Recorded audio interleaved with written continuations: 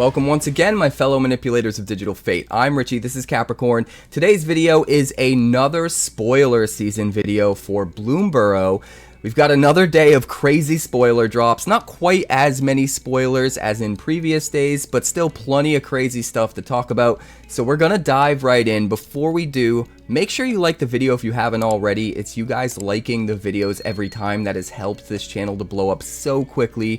We just screamed past 10K subscribers and we're well on our way to 11K, and that's all thanks to you guys. So for those that do help and like the channel, like the videos, thank you so much. It does mean a lot. It means more to me than I can possibly express with words on a video like this. But if you're new here, make sure you subscribe so you never miss an upload. Tons of spoiler content on the way, tons of crazy deck ideas for Bloomburrow. We are going to be a part of Bloomburrow Early Access. That's happening July 24th. For 24 hours, we're doing a 24-hour marathon stream from Wednesday to Thursday over on Twitch, so make sure to join us for that. That's twitch.tv/quarantinedcapricorn, because if I'm alive and I'm breathing, I'm there and I'm streaming. Now, with all the hullabaloo out of the way, let's talk about these cards, because there's some pretty crazy stuff that we need to talk about. First up, we've got Hazard Root Herbalist. This is 1 green and 2 for a 1/4 rabbit druid. Whenever you attack, target creature you control gets +1/+0 until end of turn. If that creature is a token, it also gains Death Touch until end of turn, which is pretty interesting, right? Being able to pump out tokens every turn in the Rabbit Tribal deck seems to be par of the course. So being able to throw one of your tokens at your opponent and not really care if they block it, because they'll have to trade one of their relevant creatures for it. And if they don't block it, it's got that little power buff, so it's getting through for at least 2 damage. Seems pretty good. If Rabbit Tribal is going as deep as I think it's going with tokens as far as limited is concerned, then I think a card like this is going to be a really solid pick that just allows you to throw tokens at your opponent until they either run out of blockers or they're dead. And I kind of love it. But next up, we've got Thoughtstalker Warlock. 1 black and 2 for a 2/2 with Lizard Warlock with Menace. And when Thoughtstalker Warlock enters, you choose target opponent. If they lost life this turn, they reveal their hand. You choose a non-land card from it and they discard it. Otherwise, they just discard a card. So no matter what, this is a 3-mana 2/2 Menace that makes them discard a card. That counts as an outlaw for Outlaw Tribal. That counts as a lizard for Lizard Tribal. That's really good just by itself. But if you happen to make them lose life, you also get to choose the card that they get rid of. And that just makes this even better. I love that that's just upside, right? That you don't have to do the damage to hit a card at all. It's just, you do the damage and you get the selection. And that makes this card way better than it might otherwise be. So, I don't know, man. This seems nuts. I really think discard is going to be an actual relevant force to reckon with in Standard. And I'm really excited to start brewing a discard deck. I think it's going to be really cool. But next up, we have Paw Patch Recruit, our first rare of the day. This is a 2/1 Rabbit Warrior with Trample for just 1 green mana, which is decent on its own.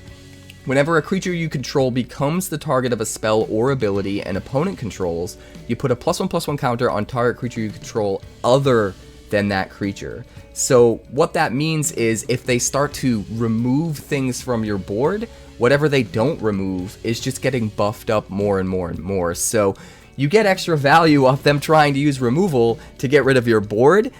You never really lose your board. Your board gets stronger even if it does get, thinner. Even if you do lose creatures, the creatures that are left are getting stronger and being able to swing in, which seems really good. But what makes this guy especially good is he also has Offspring too. So if you top deck one a little bit later in the game, you pay 3 mana, get 2 of these onto the battlefield, and then anytime they target one of your creatures, you get to shoot 2 counters at whatever you want. That just seems bananas. I don't know. Is it just me? I think Rabbit Tribal is going to be nuts. Absolutely cracked. This card seems crazy. Even without the Offspring, it's pretty decent. The fact that you have that Offspring ability to just get even more value when you have the mana to sink into it just makes it kind of crazy. It also synergizes well with anything that cares about counters, so it wants to be in that deck, and we've seen plenty of cards in this set already that seem to push into a +1/+1 counter theme.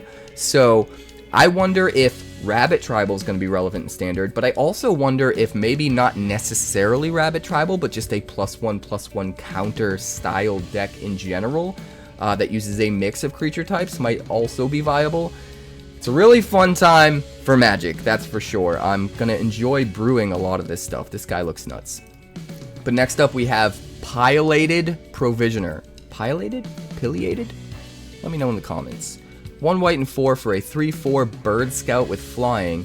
And when he enters, you put a +1/+1 counter on a creature you control without flying. So this is another one of those bird tribal cards that seems to care about having an equal amount of non-flyers to flyers and getting a little bit of extra value if you have, you know, the non-flying creatures to pair with your flyers. And that makes a card like this pretty interesting. It is just a common, so it is kind of filler, but getting a relevant flying body that can defend decently well and also swing in to win the game if you're at that point where that's what you're trying to do does seem pretty good. The fact that you get this little bit of extra value in the +1/+1 counter means you can potentially cross-pollinate this card with multiple synergies, like maybe you're in the bird care about non-flyers deck, but maybe you're also into some of the +1/+1 counter synergy stuff, and being able to put a counter on another creature, you know, is going to get you even more value in that specific archetype. So maybe you can make use of kind of like both sides of this card, and that seems really interesting too. But at the end of the day, it's just a common. It's just going to be your, you know, 22nd, 23rd card, a little bit of filler for limited to help you curve out. But next up, we've got Mind Spiral. 1 blue and 4 for a sorcery. As you play it, you may gift a tapped fish. Target player draws 3 cards. If the gift was promised, tap target creature an opponent controls and put a stun counter on it. So you get to lock out one of their creatures for 2 turns if you're willing to give them a 1/1 token. And if all you need is that 2 turns to stabilize, to get to a point where you can take over the game, giving them the 1/1 token is very negligible to, you know, giving you your 2 turns of breathing room, dealing with their bomb so that you can get to what you need to do. And drawing into 3 cards also helps you do that, because you're probably drawing into the control elements you need to stabilize the board. So I like both halves of this card. They go together really well, I think. Getting, you know, removal and card advantage on the same card seems really good and seems a bit above rate for a common. Granted, it is 5 mana, but I think this is one of the better commons we've seen, even though it's a bit expensive. You're not going to always want to gift that tapped fish, especially if they're playing Rabbit Tribal and they've just got a bunch of meh tokens, right? You're not going to want to tap down a token and give them a token. That would be pretty rough. But, you know, in certain situations, it'll absolutely be usable. Next up, we have Thornplate Intimidator. This is 1 black and 3 for a 4/3 rat rogue. When this creature enters, target opponent loses 3 life unless they sacrifice a non-land permanent or discard a card. It also has Offspring 3. So if you do happen to draw this really late in the game, you can just jam 7 mana, get a 4/3, a 1/1, and make them lose 6 life unless they sacrifice 2 non-land permanents or discard 2 cards.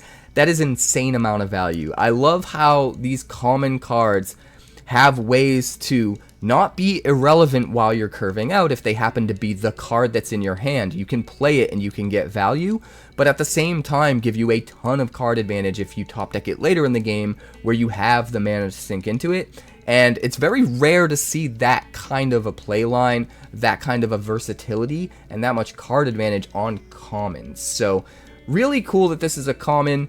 It's not going to be a first pick or anything like that, but it's a ton of value late game that you won't have any problem, you know, curving out with earlier if you don't have any better plays on turn 4. Next up, we have Jacka Savior, another rare. This is a 3/1 bird cleric with flying for 1 white and 2. And whenever it or another creature you control with flying dies, you return another target creature card with lesser mana value from your graveyard to the battlefield. So I kind of love this guy. No matter what, they kill this thing, you get something back. As long as you have something of equal or lesser mana value. Sorry, it has to actually be lesser, right? So if you have a 2-drop or a 1-drop in your graveyard, when they kill this, you'll get something back no matter what. So it'll be automatic card advantage as long as you're playing the card smartly, you know, and not throwing it away. You don't want to throw it out on turn 3 if you don't have anything in the graveyard, because it's just going to have a target on its back. They're going to be able to get rid of it without you getting any value. But when you already have a decent board state and you already have some stuff in the graveyard, throwing it out and them cringing at the fact that they have to get rid of this before getting rid of anything else, or you get even more value turn after turn. Everything that they kill, you get to get something back. So it diverts their removal to this. They don't really want to use it on this, right? They want to use it on your better creatures that you already have in play. Now they have to change course, use their removal on this, and not only do they have to waste their removal on this before they can start killing everything else, but if they do kill this, you get something back from this dying. So I think this is way better than it looks on the surface. I think the play lines that this sets up and sort of the psychological manipulation it does to the opponent is really, really cool, because I think at first this is going to be really underestimated, and they're just going to go, he's going to get some value, but I really need to kill the 𝐒𝐲𝐿Dred or the whatever, you know? It's going to start to really, really slam back in their face when they realize, oh crap, 𝐒𝐲𝐿Dred died, they get another thing back, and then I kill something else, they get another thing back. Why didn't I just kill the Jacka Savior, right? So they're going to have to kill the Savior pretty much as soon as it comes down, which just makes them waste one of their removal spells and also get 2 for 1 because you get a creature back. So everything about this card I kind of love, and I really think it's going to kind of be a bit of a sleeper. But let me know in the comments if you agree. Next up, we have Glide Dive Duo. 1 black and 4 for a 3/3 bat lizard with flying. And when it enters, each opponent loses 2 life and you gain 2 life. So this is another one of the duo cycles that have, they're all commons, and they have 2 different relevant creature types from one of the 10 tribes that are the main tribes in this set. Each of those tribes being associated with a certain 2-color pairing. Bats being black and white, and lizards being, I believe, black and red. So a 3/3 flyer counts as both a bat and a lizard, and then your opponent just gets drained for 2, right? That seems really good. I mean it's expensive. It's 5 mana, but if you have enough bat or lizard or potentially both payoffs, getting to pick up those synergies with this card from both tribes does make it a little bit better. It's a decent flying body. Again, it's a common. It's not great. You're not going to first pick it or anything like that, but you could do a lot worse than to use this as filler at your 5-drop slot if you don't have anything better. Yeah, as long as you have some synergies you can pick up for that bat or lizard creature type, I think this is pretty decent. Next up, we have Warren Elder. 1 white and 1 for a 2/2 rabbit cleric, and it has the ability to pay 1 white and 3 to give creatures you control +1/+1 until end of turn. I kind of like this guy. He's not anything crazy. He's nothing to write home about, right? But getting a solid 2/2 for 2 that can just, in the late game, pump your dudes for every 4 mana you have. If you have a ton of mana and you just need a mana sink, this just lets you pump the whole team and swing in. So it's something you can play early and use to kind of keep pace with the opponent, but also give you a bit of a late game payoff, and that's pretty decent. You know, if you're coming up short on 2-drops and you need to fill out your curve, you can do a lot worse than to play something like this. Next up, we have Kindle Spark Duo, another one of those duo cards. This is a 1/3 lizard otter for 1 red and 2. You can tap it and it deals 1 damage to target opponent, and also whenever you cast a non-creature spell, you untap it. So we've seen cards like this before, right? They come down as a defensive body, they tap to ping the opponent, you can untap them under certain constraints. This one being, you know, casting a non-creature spell. Be pretty decent in Spellslinger. It's making me think that Spellslinger is definitely an archetype in Limited, because I don't think this is quite good enough for Constructed play, even though I do think there is going to be a Spellslinger deck in Constructed and in Standard specifically.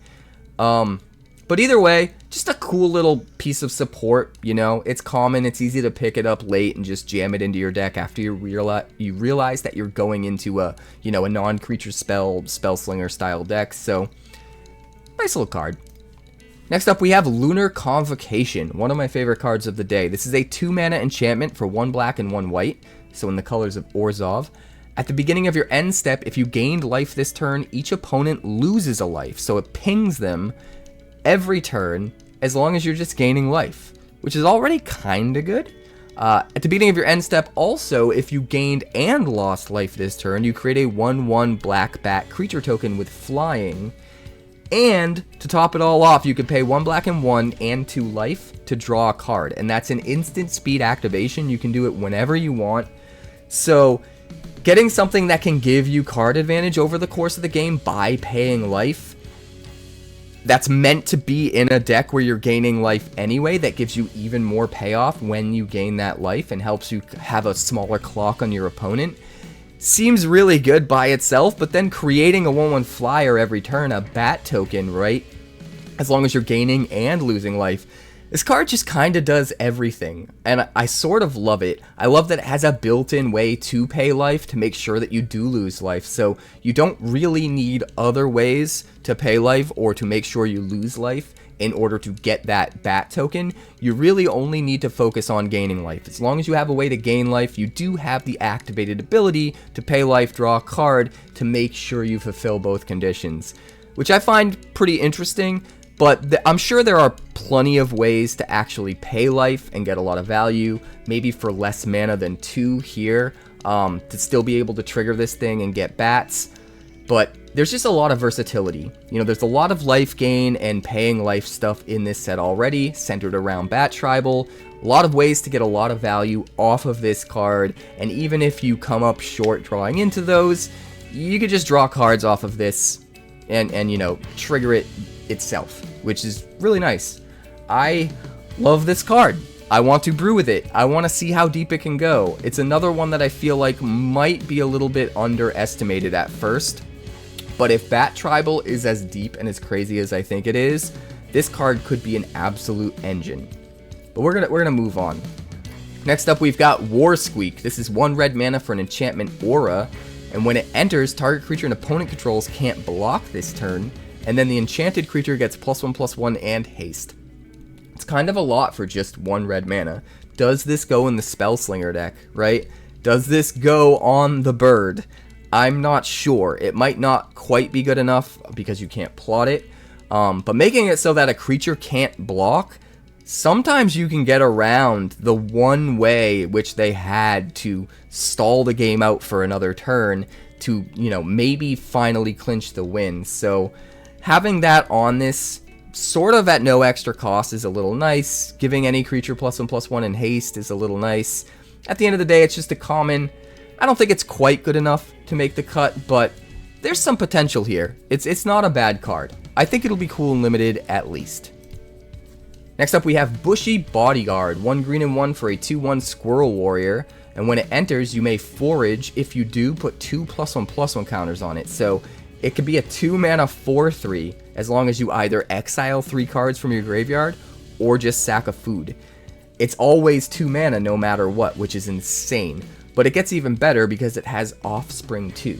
So if you pay 4 mana, you get 2 copies. And if both of them forage, one of them becomes a 4/3 and the other one becomes a 3/3, and you still only had to pay 4 mana.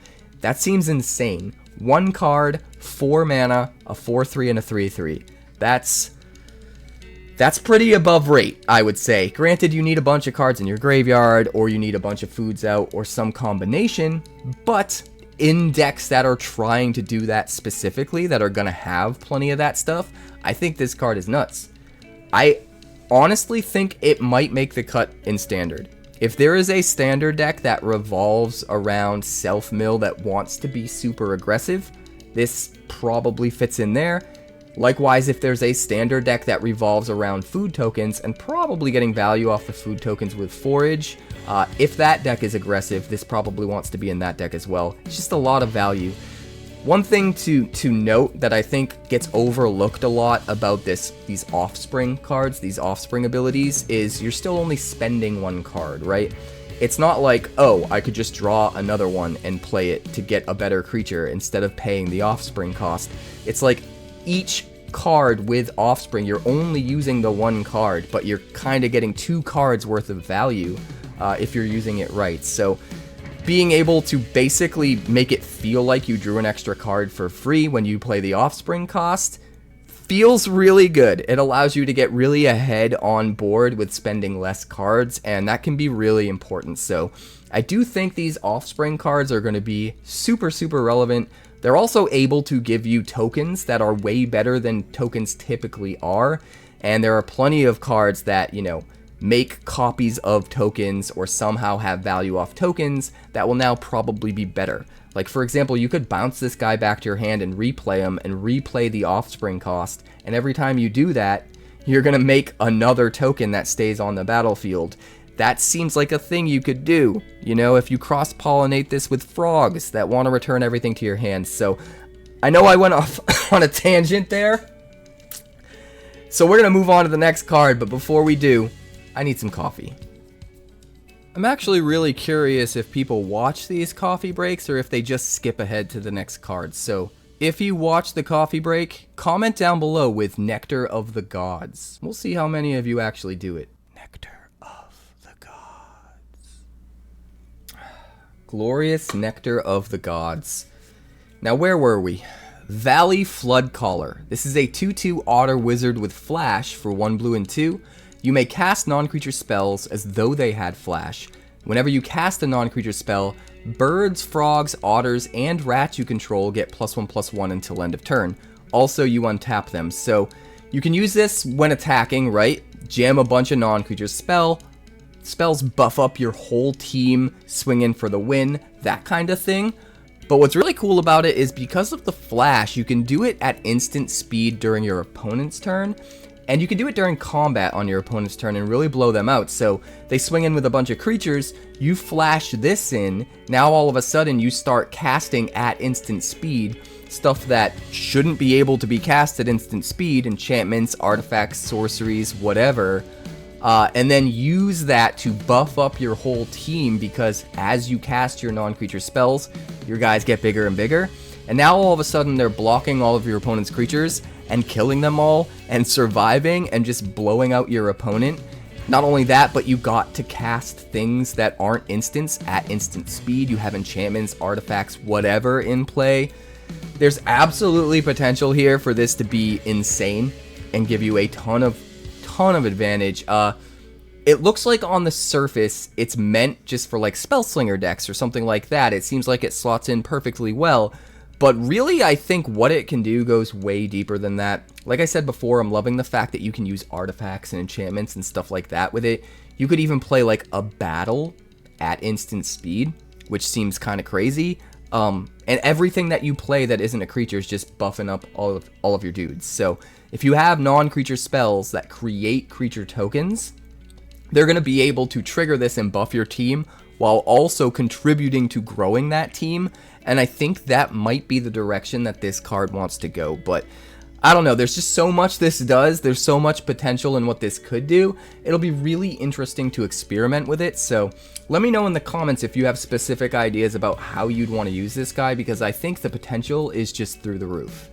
But next up we have Rush Shield Rampager, a 4/4 raccoon warrior for 1 green and 3.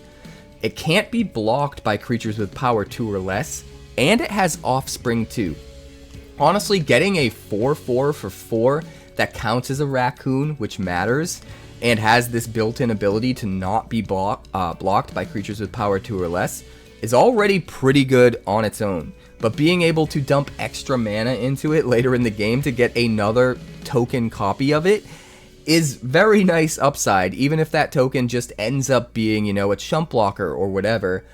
This is a decently on-rate card to begin with, you know? 4 mana 4/4 with a little bit of upside, even more value in the late game. I kind of love it. It's a common, so you're going to be able to grab it, you know, late in the draft pretty easily. It easily slots into the Raccoon deck. I think it's going to be a very strong inclusion, specifically in the Raccoon deck for sure. Next up we have Reptilian Recruiter. This is 2 red and 3 for a 4/2 Lizard Warrior with Trample. And when he enters, you choose target creature. If that creature's power is 2 or less, or if you control another lizard, you gain control of that creature until end of turn, untap it, and it gains haste until end of turn. So this is a 4/2 Trampler and a Threaten for 5 mana. That's already pretty good card advantage, but that extra ability there is what really takes this over the top. If you're playing this in Lizard Tribal, you're not limited to taking a creature that's only power 2, right? Normally, I think this steals something they want to chump block with, so that you take away the ability for them to chump block. It also gives you another little attacker, where if you're swinging in, if they want to block your relevant creatures, it's another thing that gets through for a little bit of chip damage, or if they do just want to block it and eat it up, then, you know, something else is getting through. But if you're in Lizard Tribal and you can steal something huge and relevant, you wait for your opponent to play their bomb, you steal it, you swing in not only with that, but also a 4/2 Trampler. Seems like it could be pretty nuts. I don't know. I mean, it's not insane. It is expensive. It's 5 mana. I don't think it's like first pickable or even a very high pick. But I do think it's a lot of card advantage and value under the right circumstances. And those circumstances are usually going to include playing Lizard Tribal. So if you're in Lizard Tribal, if you're in Ramp, if you're in a combination of those things, you could do a lot worse than this, especially if you have sacrifice outlets, right? Where you can get rid of the thing that you stole. Seems like it could be pretty good. Next up, we have Kitsa, Otter Ball Elite. This is a mythic. 1/3 legendary Otter Wizard with Vigilance and Prowess for 1 blue and 1. That's already a hell of a creature as a 2-drop, right? 1/3 Vigilance Prowess for just 2 mana. You're almost never going to play this in a deck unless you're playing a non-creature spell every turn. And if you're playing a non-creature spell every turn, this swings as a 2/4 with Vigilance and only costs you 2 mana, like every turn. That's crazy. But it doesn't stop there, because it swings, and then it blocks, and then it can also tap to draw a card and then discard a card, so it can loot you, it can put stuff into the graveyard for forage. This card just feels like it does everything. And we haven't even got to the best part. You can pay 2 mana, tap it, copy target instant or sorcery spell you control. You may choose new targets for the copy, activate only if Kitsa's power is 3 or greater. Now, that ability is a little bit deceptive. It looks a little bit more underwhelming than it actually is, so let me explain. You can only activate it if Kitsa's power is 3 or greater, which means you need to play 2 spells to trigger Prowess twice to get her to 3 power, and then you use the ability. Now, this makes you think that you have to cast a 3rd spell to then copy that 3rd spell. Playing 3 spells in a turn and having 2 mana left over to copy it by using this ability seems like it's way too difficult, way too many hoops to jump through, and it's never going to happen, right? But you don't actually have to cast 3 spells. The second spell that you cast is going to trigger the Prowess. You put the Prowess on the stack, you let the Prowess resolve while the spell that you cast is still on the stack. So it immediately becomes a 3/5 because of the Prowess, and the spell is still on the stack, so then you pay to tap this, copy that second spell that is still on the stack. So the thing that is hitting Prowess for a second time, that's buffing this up to 3 power, is the thing that you copy, as long as you sequence things out correctly. And on MTG Arena, you might have to go full control to do that. I'm not sure. We're going to have to experiment with it during early access. Make sure to join us for that on Wednesday, July 24th. 24-hour stream. It's going to be nuts.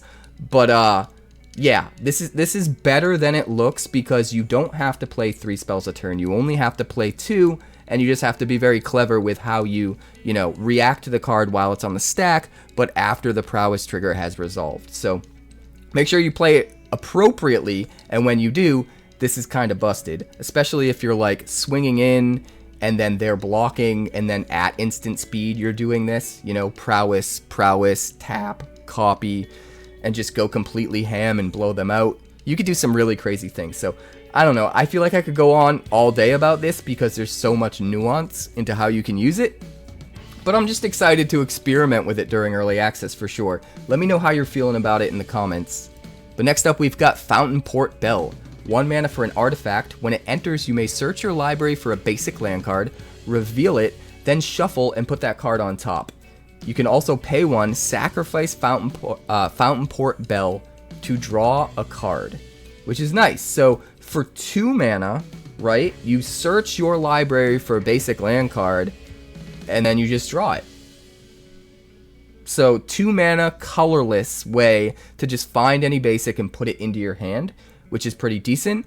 But also, if you don't have all of the mana right away, if you've only got one, maybe you're playing this on turn 1, you can just play it, put the land on top, and then on turn 2 you draw the land, and then this sits on the battlefield waiting to be used later on. So it's actually better than a 2-mana colorless search up a basic and put it into your hand, because of the versatility and the nuance around when you can spend that 2 mana and splitting it up between 2 turns, right? You don't need to necessarily draw the card right away. You can still get the value when you play this right. So I kind of love it as a way to fix, especially if you're in 3 colors. You know, if you open one of the big crazy 3-color legendaries that we've seen already, and you need a little bit of extra fixing in your deck, especially if you're not in green, this could be really, really nice. So I like it. I like it a lot.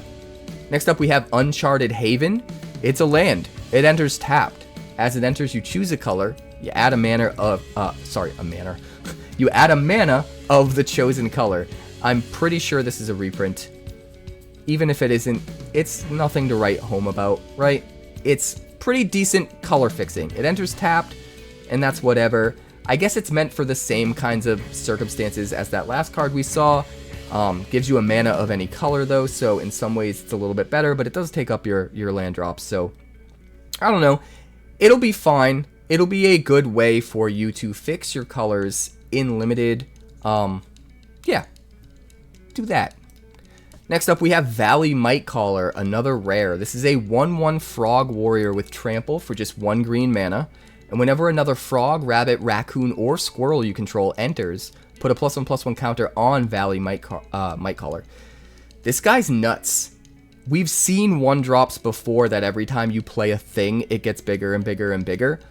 But having it be a 1-drop, having it have trample, and what makes it even better is the fact that it's a frog, and it exists in a set where you have frog tribal that is specifically built around returning things to your hands. So if all of your really cheap creatures are coming down, triggering this, putting counters on it, and then returning to your hand to get extra value from your other frog payoffs, and then being recast to get even more counters on this, you can just spiral into insanity. So seeing a card like this, knowing what, you know, what frog tribal, what this Simic archetype is digging into and how deep that's gonna go, just makes it way, way better than this card would be. If you saw this card in another set, spoiler, it would still be good, but nowhere near as good as it's gonna be in conjunction with all of the other cards that are gonna support this kind of playstyle that are coming out in this set. So this card is way better than it even seems, and it seems really good right off the bat. So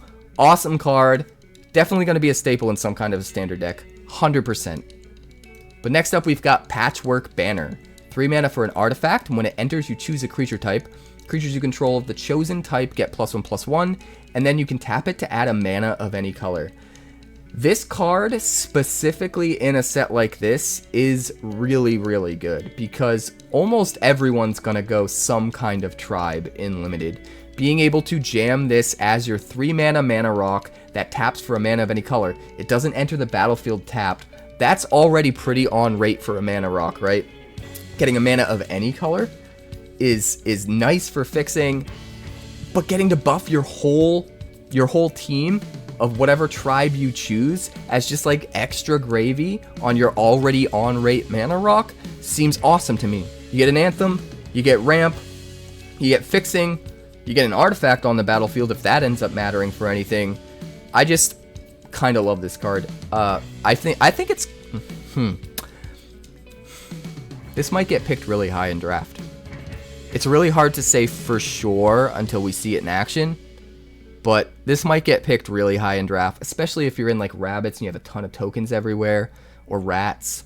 Yeah, this could get really, really crazy, and it's colorless. It can just slot into anything, and it fixes you.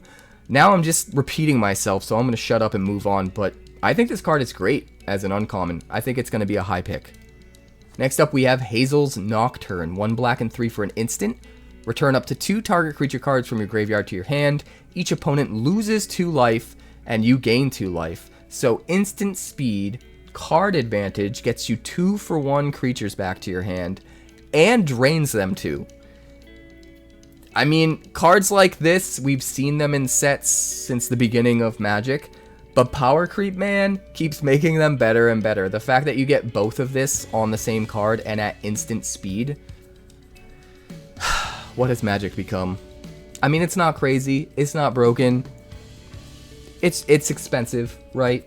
But still, instant speed, 2-for-1 card advantage, draining for 2. It's definitely usable. And next up, we've got Fabled Passage, the return of a fan favorite. I have been waiting for Fabled Passage to come back into Standard for so long. I have missed it so dearly. Probably my favorite fetch land of all time. Is it the best fetch land? No, that probably goes to the normal fetch lands that, you have to pay 1 life and sack and all that good stuff. But Fable Passage is a very close second. It can fetch any basic, and if it's your 4th land or further, then you just get it onto the battlefield untapped. This is especially good because it's going to trigger all of the crazy landfall shenanigans that are going to be in this new standard. We already saw Iridescent Vine Lasher, which allows you to ping the opponent when a land enters the battlefield.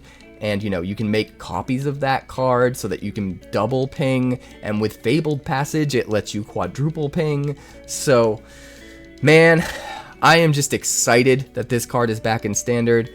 But I'm also really, really worried about that landfall deck because I think it's going to be really powerful.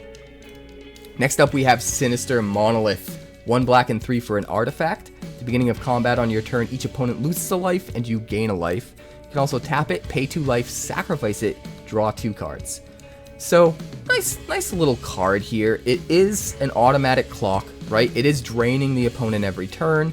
It's also triggering, like, maybe some of your bat synergies that require you to gain life. And I think that's where this is worth the most, because draining for 1 every turn for a 4-drop isn't great, and losing the ability to do that in order to draw the 2 cards is also not that great, because you're basically just paying 4 mana and 2 life to draw 2, which is kind of But as a way to trigger your life gain synergies in Bat Tribal, that's where this card could really shine, because it's free. It just happens every turn. And then eventually, way down the line, when you have other ways to gain life, and you have other ways to just make sure you're triggering all of those Bat life gain synergies every turn, you don't need to use this to trigger them, then you just sack it, draw extra cards, get extra values. So I think this very specifically wants to be used in those kinds of decks in Limited.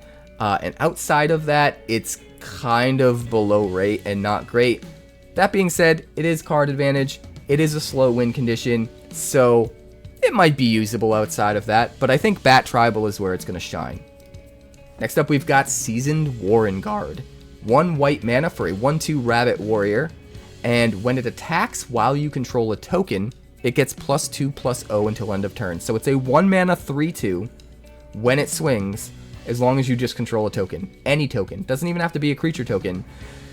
Savannah Lions is rolling over in its grave right now. This card is great. I mean, if you're playing this in the right deck and you don't have a token out, then you're probably losing anyway, right? So I don't think it having to, you having to have a token in order to make this a relevant body matters all that much. I don't consider that much of a downside, because that's the deck you're building it into. And if you can't do that, then you pretty much already lost, right? So in the right deck, this is just an easy, super aggressive 3/2 swinging in every turn that comes down on 1. And that just seems insane to me. So build the deck correctly, jam this guy, kill your opponent quick, and you will be happy. But that brings us to our last card of the day, and one that I'm really excited about. This is Rotten Mouth Viper. 1 black and 5 for a 6/6 elemental snake. As an additional cost to cast it, you may sacrifice any number of non-land permanents. It costs 1 less to cast for each permanent sacrificed this way. And whenever Rotten Mouth Viper enters or attacks, you put a blight counter on it. Then, for each blight counter on it, each opponent loses 4 life unless that player sacrifices a non-land permanent or discards a card. I love this card. It goes in sacrifice decks in any kind of aristocrat style deck. Just comes down, sacks 5 negligible creature tokens or blood tokens or treasure tokens or whatever, right? And just comes down as a 1 mana 6/6. Or if you can only sacrifice like 3 things, you can play it for 3 mana. It's a 3 mana 6/6. That's still insane. And then you're obviously only playing it in decks that are going to get extra value off of sacrificing things. So you're getting the value off of sacrificing your stuff. You're getting a really cheap 6/6. It comes in with a blight counter. They immediately lose 4 life unless they sack a non-land permanent or discard a card. And then, you know, every time it swings, it gets another blight counter. Now they have to lose 8 life unless they sack 2 non-land permanents or discard 2 cards. And it just keeps going, keeps going, keeps going. The thing I want to do the most with this card, I mean, obviously it needs to be in some kind of a sacrifice shell. But outside of that, I want to use it with Proliferate so bad, because if it comes down with a blight counter and then you can proliferate and just build up the blight counter super quick without it taking multiple attacks, it could just end the game so fast. It just seems crazy. If you have instant speed Proliferate, you could even, like, I don't know if you could. Let me know in the comments. Could you respond to the each blight counter on it, each opponent loses 4 life unless they sack or discard? Could you respond to that part of the ability after it gets the blight counter from entering with an instant speed Proliferate spell to put more blight counters on it before that second half of the ability resolves? There is a period after put a blight counter on it. So that makes me think, yes, I think those are different abilities that happen in sequence. The first one being when it enters or attacks, put a blight counter on it. And then the next one being another triggered ability that happens when that happens, then for each blight counter on it. So I'm not 100% sure, but I think it might be possible. Don't hate me if I'm wrong, but I think it might be possible to respond to it getting the blight counter before it actually triggers the other part, or before the other part resolves, I should say. It'll be triggered, it'll be on the stack. Before it resolves, you play instant speed Proliferate, put a couple extra blight counters on, and now they have to like lose 12 life or 16 life unless they sack or discard 4 things. That could be insane. So I think there's a lot of crazy ways to use this. I think even just getting a 6/6 for 2 or 3 mana by sacrificing a few things is kind of nuts in and of itself, and getting some immediate value right away. No matter what, it gets the 1 blight counter, right? And they have to, you know, lose something. So you get immediate value right away. So, man, if you have ways to get value off the things you're sacrificing anyway, this just seems like a slam dunk. There's so many different ways I want to try to build around this. It seems awesome. It's an elemental snake. Are there going to be more snakes? Can we go snake tribal? I know it's not one of the main tribes in this set, but I don't know. Maybe I'm just too excited about this card. Let me know how you feel about the card, and if you've got any crazy ideas that I somehow missed or slipped under the radar for me about this card, or any of the cards we talked about, let me know in the comments, because I'm really excited about this one. But that's going to do it for today. So many crazy cards coming in this set, right? Thank you so much for checking out the video. If you haven't already, please like the video. It does help the video a ton. It helps the video get out to more people, which helps the channel grow. So you are effectively helping the channel become successful just by liking the video. And honestly, every single like does help. So thank you so much to those that do it. If you're new here, subscribe so you never miss an upload. Lots of crazy stuff on the way. And with all of that out of the way, catch me live on Twitch on Wednesday, July 24th for early access, 24-hour marathon stream. It's gonna be bananas. We're gonna play some crazy, crazy stuff. So I'll see you there. And as far as spoilers go, I'll see you next time.